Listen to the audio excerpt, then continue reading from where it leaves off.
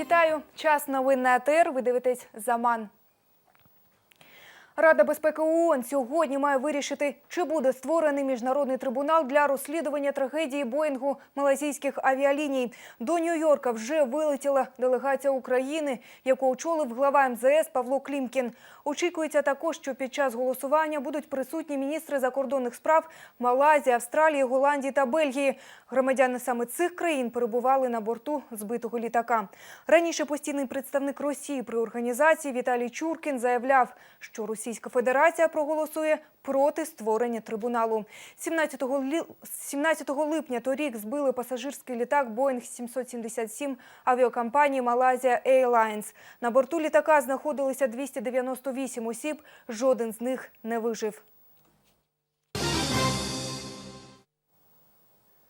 Слідом за французами до Криму прямують італійські депутати. Про це повідомив один з ініціаторів поїздки – депутат від руху «5 зірок» Маніло Ді Стефано. Ця політична сила виступає з антиамериканських позицій. Поїздка запланована на початок жовтня. Групу парламентарів з 8 людей очолить Алесандро Ді Батіста, член парламентського комітету у закордонних справах. Відвідати Москву і Крим їм запропонував заступник голови комітету з міжнародних справ Ради Федерації Росії Андрій Клімов. Делегація має намір в'їхати до Криму з порушенням українського законодавства, тобто в обхід української території.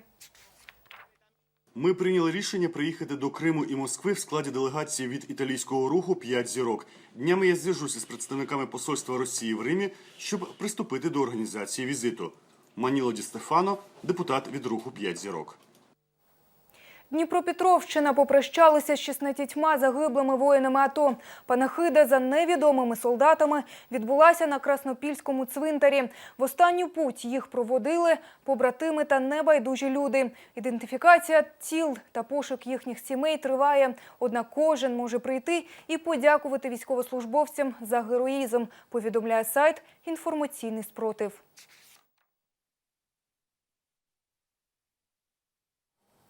У Бахчисараї 1500 містян третю добу живуть без світла. Електрику нібито вимкнули за борги. Бахчисарайці, які лишилися світла, твердять, все сплачують справно. Деякі з них вийшли на соціальний протест. Родина Руслана Сейтаблаєва 2 роки мешкає в дачному передмісті Бахчисарая. Плату за електрику він традиційно приносив голові кооперативу «Будівельник» Володимиру Зикову. Але сплачені їм гроші не дійшли до Крименерго. Енергопостачальна компанія відключила масив. Електрики немає вже третю добу. Руслан нарікає, сталася не просто побутова незручність, а й загроза здоров'ю і життю його родини.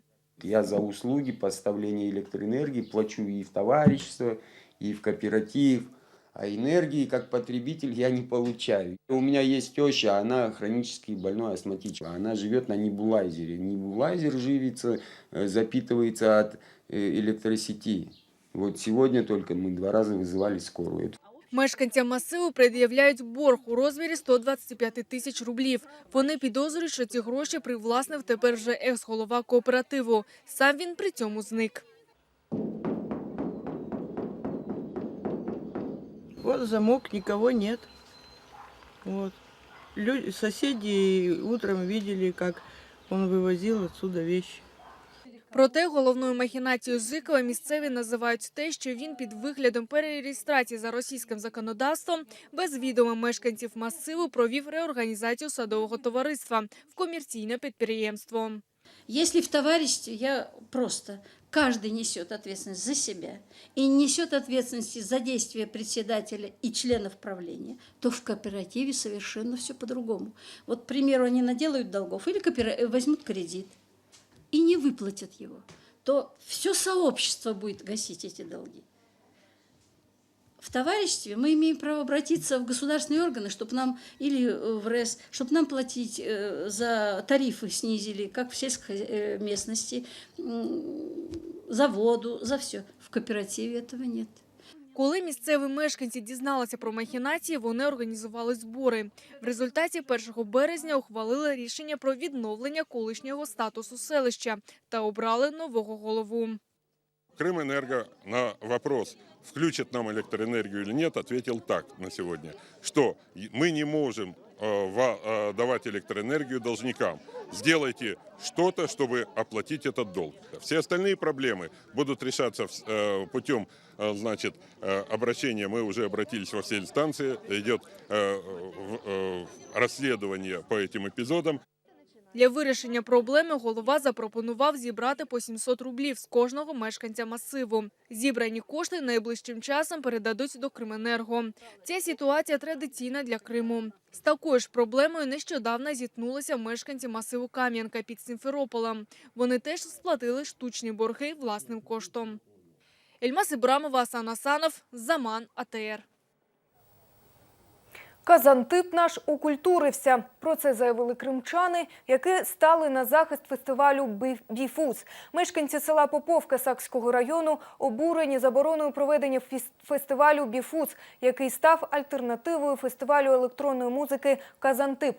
Попівчани запрошують керівництво і прокуратуру російської адміністрації у Криму відвідати їхнє село. Днями прокуратура Криму заборонила проведення фестивалю. Представники МНС та Розпоживнагляду повідомили, що місце не відповідає необхідним вимогам. У прокуратурі району відзначають, продаж алкоголю на фестивалі суперечить законодавству. Старт «Біфуз» був запланований у Поповці на цю п'ятницю. Насколько мне известно, село Поповка, по крайней мере большинство, будем говорить так, 99% фестивалем довольны и очень хотят, чтобы он проводился именно у нас.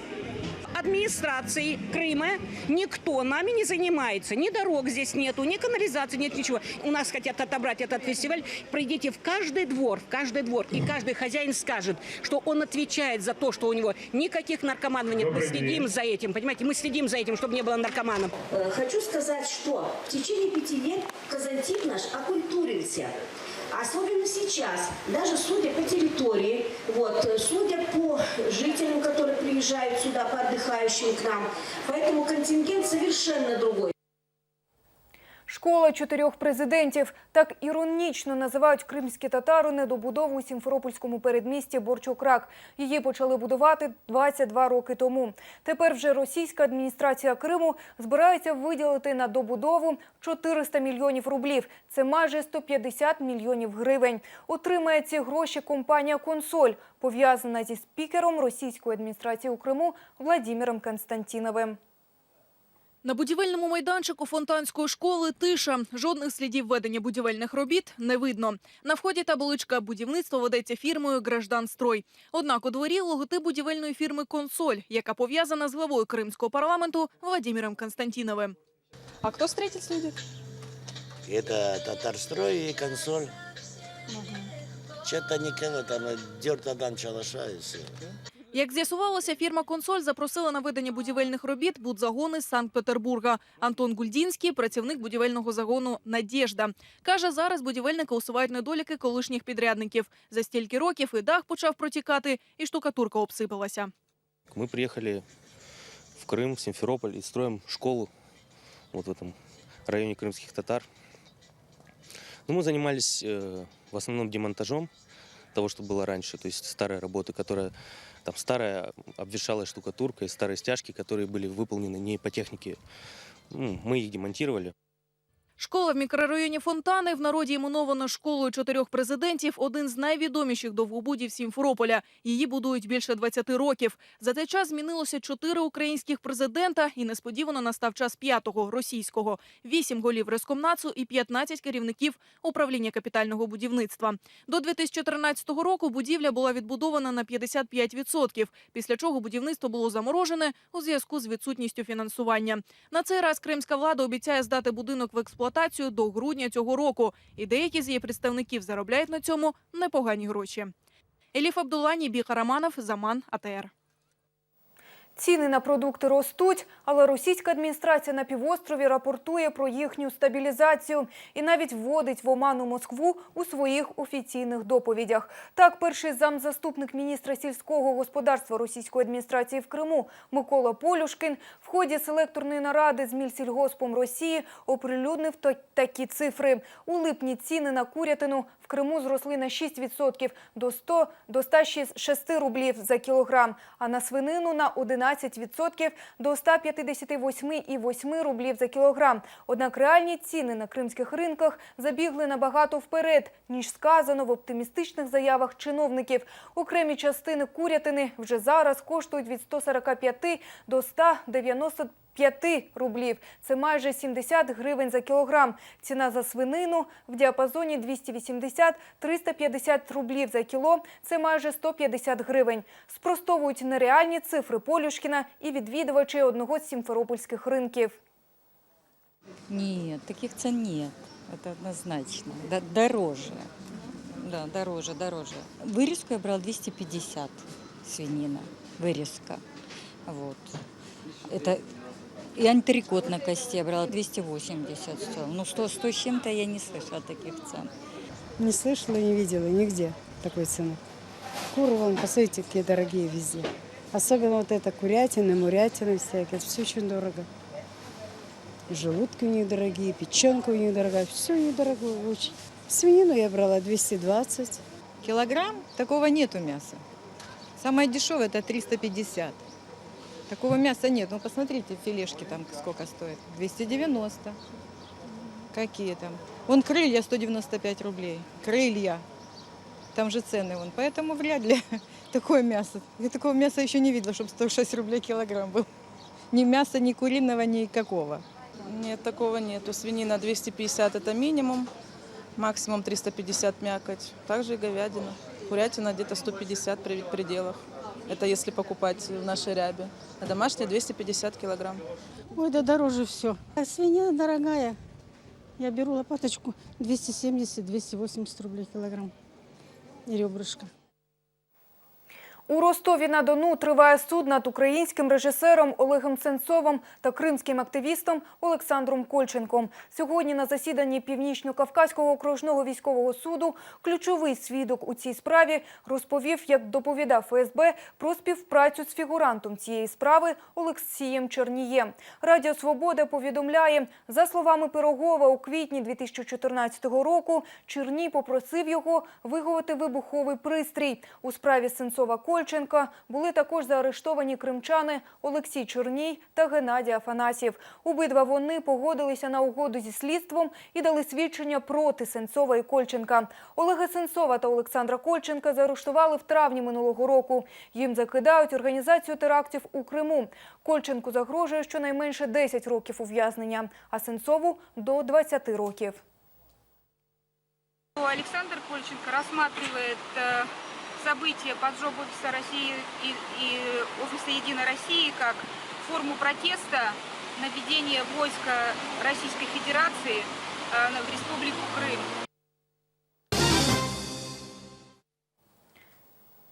Студенти з Росії прибирають сміття у Ялті. До міста прибули 50 студентів з Ніжногородської області, щоб допомогти навести лад у місті. Зокрема, вони прибирають самовільно розміщену рекламу в підземних переходах, на стовпах, магазинах та фасадах будівель. Молоді люди чистять пляжі та прибирають на несанкціонованих звалищах. Працюватимуть вони до п'ятниці. Після закінчення трудової зміни до Ялти мають приїхати наступні 50 студентів. Жерару Депардьє заборонили в'їзд до України через антиукраїнські вислови. Таке рішення ухвалила Служба безпеки України на підставі подання Міністерства культури. Термін заборони – 5 років. Відповідні документи вже передали до Державної прикордонної служби України для внесення в базу даних. Кримські татари в київській поліції. 25-річна Ельвіра Абдукадирова – одна з тих, хто охороняє спокій мешканців столиці. Як проходить робочий день дівчини-поліціянта в нашому сюжеті.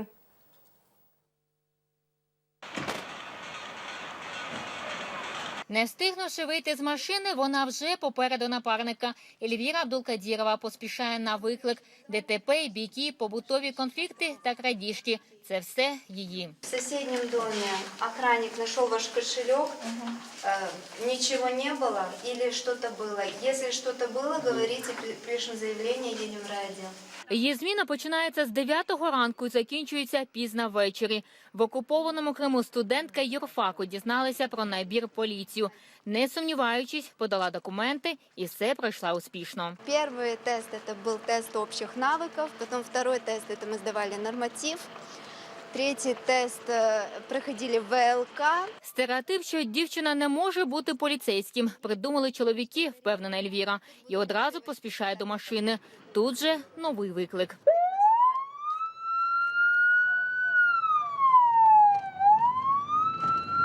Таких повідомлень Ельвірі надходять щодня до 15. Спілкуватися практично немає часу. Чому поміняла домашній затишок на нічні та денні чергування, пояснює так. Хочется качественных изменений в правоохранительной системе. Я чувствую себя гражданином Украины, и что происходит сейчас в Крыму, для меня это было бы сложно принимать присягу другого государства. Східна дівчина-поліціянтка з гарячим характером Ельвіра з Криму. В унісон спрацювалася з українським хлопцем Ігорем з Кіровограда. Як вам працюється з такою дівчиною? Абсолютно добре, дуже добре. Ну вона така гаряча, така. Ну мені така і треба, мені іншого не підходить. Хоч вона і постійно в поліцейській формі, однак не відмовляє собі в простих жіночих радощах. Женщина, хоть и полицейский, какой бы профессии ни была, должна всегда успевать ухаживать за собой. У столиці Ельвіра живе вже 3 місяці. Навіть і без поліцейської форми її вже впізнають сусіди. Эльвира. Наташа, приятно познакомиться. Взаимно. Теперь можно спать спокойно? Конечно. Получается? Наразі дівчина в столиці одна. Батьки переїжджати сюди не планують. Сама ж Ельвіра повернеться, але тільки в український Крим. Ельвіна Сідбулаєва, Олег Казикін та Айдер Омєров. Заман, АТР. На цьому у мене все. Далі на АТР традиційну програма «Анатоля». Доброї вам середи, нехай щастить.